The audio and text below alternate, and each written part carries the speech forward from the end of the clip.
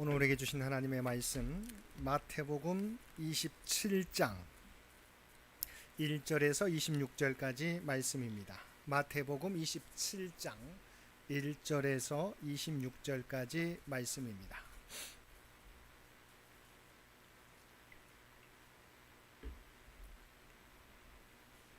마태복음 27장 1절에서 26절까지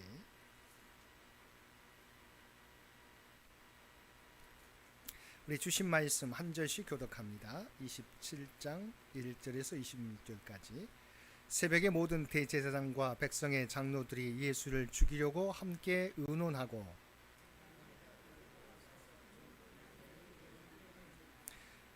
그때 예수를 판 유다가 그의 정죄됨을 보고 스스로 뉘우쳐 그 은 30을 대제사장들과 장로들에게 도로 갖다 주며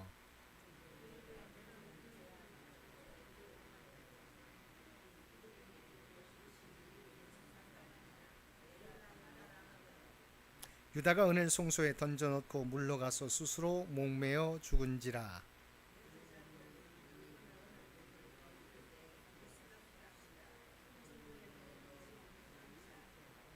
의논한 후 이것으로 토기장에 밭을 사서 나그네의 묘지를 삼았으니 이에 선지자 예레미야를 통하여 하신 말씀이 이루어졌나니 일러스되 그들이 그 가격 매겨진 자 곧 이스라엘 자손 중에서 가격 매긴 자의 가격 곧 은 30을 가지고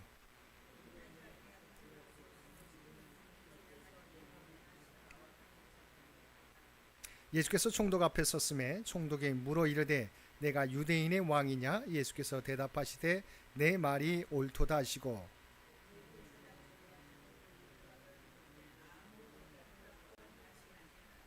이에 빌라도가 이르되 그들이 너를 쳐서 얼마나 많은 것으로 증언하는지 듣지 못하느냐 하되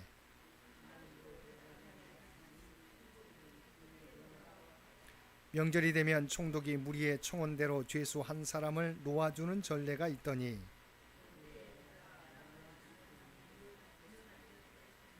그들이 모였을 때 빌라도가 물어 이르되 너희는 내가 누구를 너희에게 놓아주기를 원하느냐 바라바냐 그리스도라 하는 예수냐 하니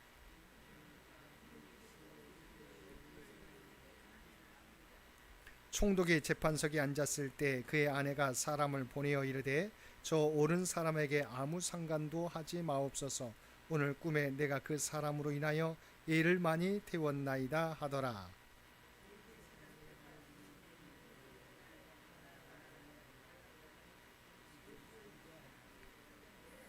총독이 대답하여 이르되 둘 중에 누구를 너에게 놓아주기를 원하느냐 이르되 바라바로소이다.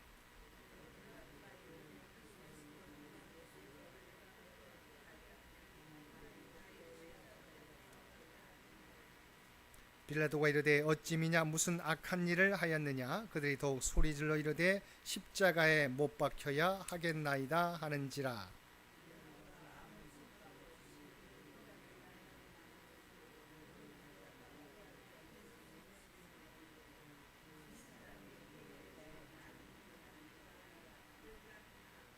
백성이 다 대답하여 이르되 그 피를 우리와 우리 자손에게 돌릴지어다 하거늘 이에 바라바는 그들에게 놓아주고 예수는 채찍질하고 십자가에 못 박히게 넘겨주니라. 아멘. 고난주간 특별 새벽 기도회 3일차 기도에 참여하여 예배드리는 우리 모든 성도들 가운데 하나님의 놀라운 은혜가 언제나 함께하여 주시기를 주님의 이름으로 간절히 축원드립니다.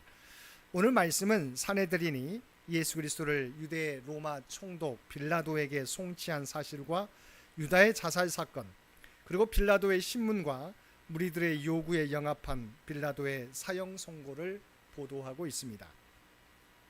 사내들인이 예수님을 유대 로마 총독 빌라도에게 송치한 것은 금요일 아침으로 사내들인이 예수님을 처형하기로 의결한 직후였습니다.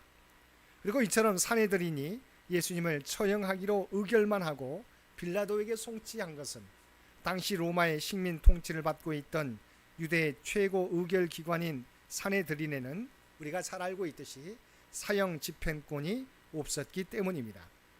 하여튼 예수님이 빌라도에게 송치됨으로써 예수님의 처형에는 타락한 유대 종교 지도자들과 당시 세계 제패자였던 로마 정부가 동참하게 되었습니다.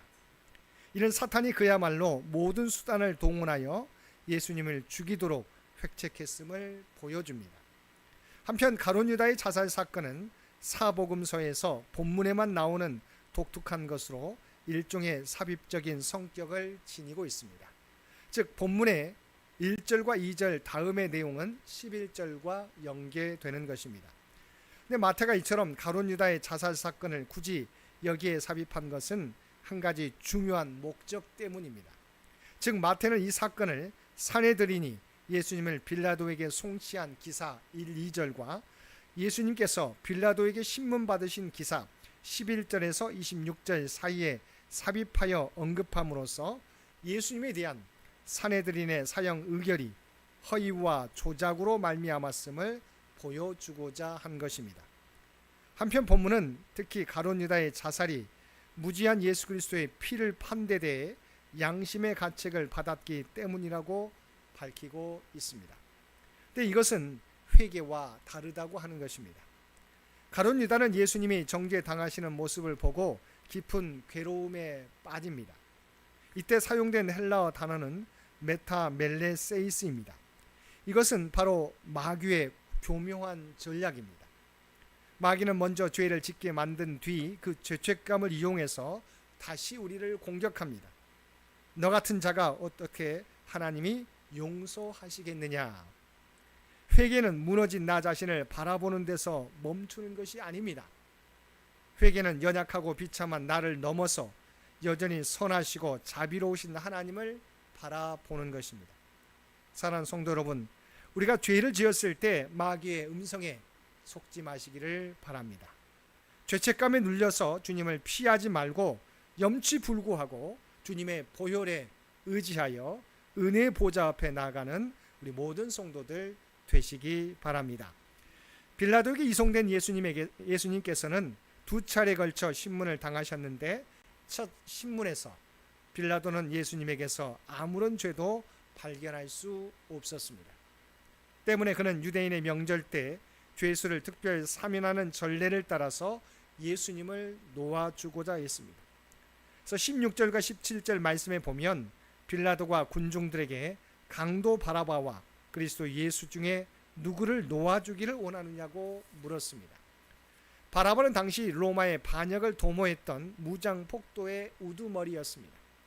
일부 사본에 의하면 바라바의 정식 이름은 예수 바라바였습니다. 그런 이유로 빌라도는 예수 그리스도와 예수 바라바를 구분하기 위해서 바라바냐 그리스도라 하는 예수냐로 물은 것입니다. 유대인들은 바라바와 그리스도 중 하나를 선택할 기로에 서게 된 것입니다. 이름은 똑같은 예수인데 한 분은 하나님의 아들 그리스도요, 한 사람은 그저 평범한 사람의 아들입니다.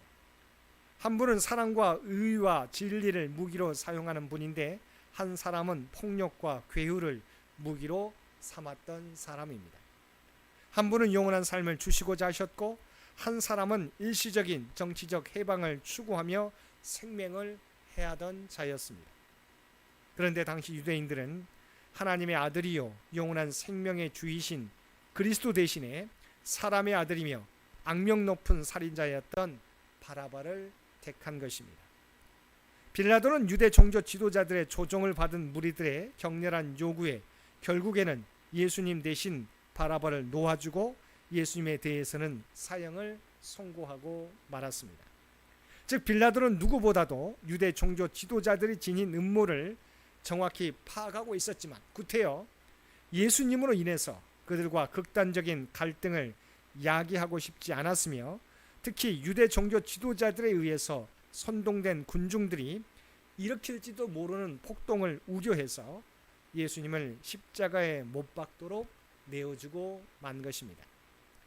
한편 본문에 나타난 유대 군중들의 돌변한 모습은 예수님의 예루살렘 입성을 열렬히 환호하던 모습과는 지극히 대조적인 모습으로 변절하기 쉬운 연약한 인간의 내면을 여실히 드러내주고 있습니다. 여기서 주목할 사실은 빌라도와 이스라엘 백성들의 태도입니다. 먼저 빌라도는 예수님을 처형시키도록 내어주면서도 유대 간섭을 흉내내어 손을 씻음으로써 자신은 예수님의 처형과는 무관한 것처럼 가장했습니다. 하지만 그가 아무리 자신의 무죄를 강조한다 해도 당시 사형 집행권을 가지고 있던 그가 예수님의 무죄를 알고도 예수님을 십자가에 처형하도록 내어주었다는 것은 공의를 집행해야 될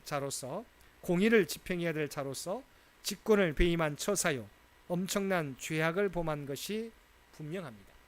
즉 그는 모든 불의한 자의 대표로 예수님의 처형에 관여했던 것입니다.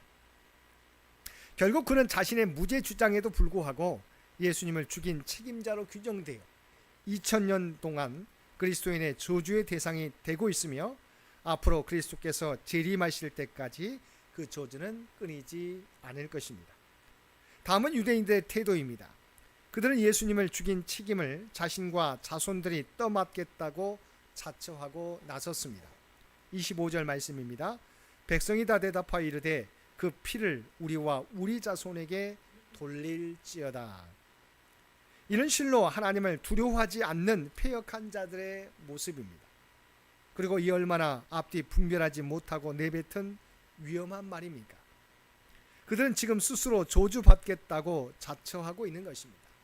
이렇게 스스로 저주받기를 자처한 그들은 어떻게 되었습니까? 유대인들은 하나님의 아들을 죽인 그 죄로 인해서 AD 70년 로마에 의해서 100만 명이 넘게 학살당했습니다. 그뿐입니까? 그들은 2000여 년을 나라 없이 세계 각지를 방황했으며 제2차 세계대전 때에는 독일의 나치에 의해서 600만 명이라는 엄청난 수가 학살당하게 되었습니다. 즉 예수님을 죽이라 외치며 스스로 말했던 군중들의 말이 그대로 이루어진 것입니다. 그러므로 그들의 외침은 그들의 장래에 대한 일종의 예언이었던 셈입니다. 여기서 우리는 진리를 거스려 불의를 행하는 자의 결국이 무엇인지 분명하게 보게 됩니다. 사랑하는 성도 여러분, 예수 그리스도는 이렇게 불법에 의해서 십자가를 지시게 되었습니다. 오늘도 우리가 하나님의 말씀을 떠나 살아간다면 또 한 번 주님께 십자가를 지게 만드는 격이 되는 것입니다. 이 땅에서 살아갈 때 순간적인 이익을 위해서 하나님의 공의를 저버리는 삶이 아니라 어떤 삶에서도 하나님의 말씀대로 하나님의 공의를 드러내며 살아가는 우리 모든 성도들 되시기를 주님의 이름으로 간절히 축원드립니다. 함께 기도드리겠습니다.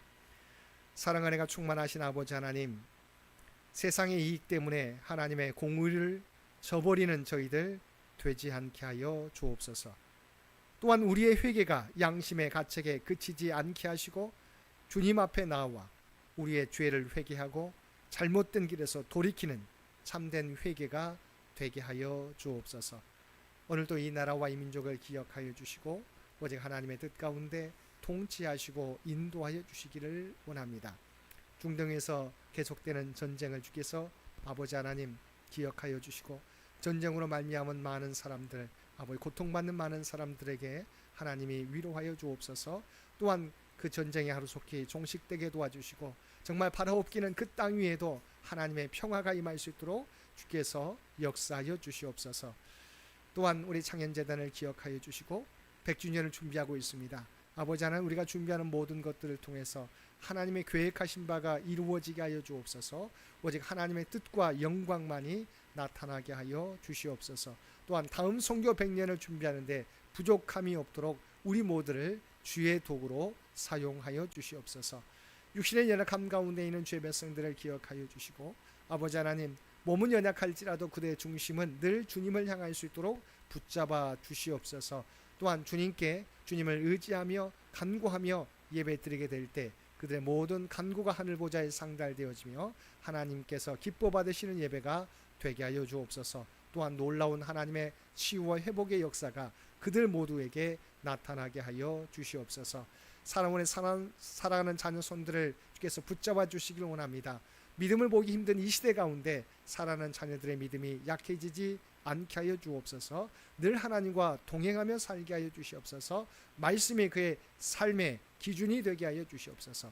또한 그들이 준비하는 꿈과 비전 하나님의 지혜와 능력으로 준비케 하여 주시어서 모두가 하나하나 성취되게 주께서 함께하여 주시옵소서.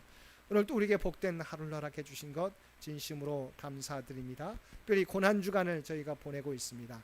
아버지 하나님, 나를 위하여 우리 모두를 위하여 십자가에 달려 돌아가신 그리스도의 그 고난을, 그 은혜를 늘 기억하며 이제는 그 은혜에 합당하게 살아가는 우리 모두가 되게 하여 주옵소서. 십자가로 인하여 새로운 피조물이 된 저희들, 과거의 모습을 따라 살아가는 삶이 아니라 이제는 새로운 피조물답게 구별된 삶, 거룩한 삶으로 변화될 수 있는 우리 모두가 되게 하여 주옵소서.